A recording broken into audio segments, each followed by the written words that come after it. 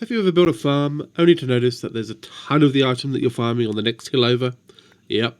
Today, on day 41 of playing Minecraft every day for a year, I loaded into the game still in the stronghold, so I decided to start the day by filling my inventory with more stone brick variations, whilst continuing to deal with the constant threat posed by the silverfish that have taken up residence in the blocks of the stronghold. On returning to my base area, I noticed that the hopper minecart had disappeared from underneath the melon and pumpkin farm.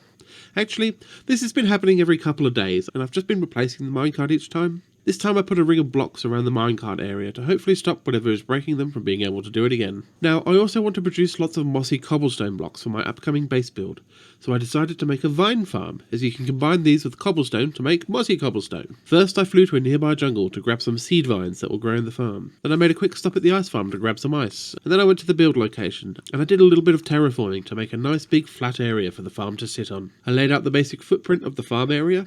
It's actually just a big loop that the players push through by water flows, while they constantly chop down the vines that are growing. I crafted the ice into packed ice, and then grabbed some stone pressure plates. I then added in the water flows. The pressure plates stop the water flows from going backwards, and the ice keeps the players sliding into the next water flow. When testing things out, I noticed that I wasn't being pushed very far in the ice, so I decided to use blue ice, which is the slipperiest. You craft it from packed ice blocks, meaning you need 81 regular ice blocks to craft one blue ice block, and my piddly little ice farm is not going to cut it. So I made it much bigger, and made sure that it's fully square too, making managing the farm much easier. Once I finished it, I stood on top to let the water freeze. It was then that I noticed the nearby hillside covered in packed ice.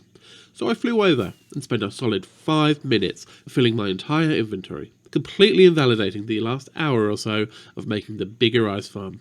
And with all of that, I'll finish the vine farm tomorrow.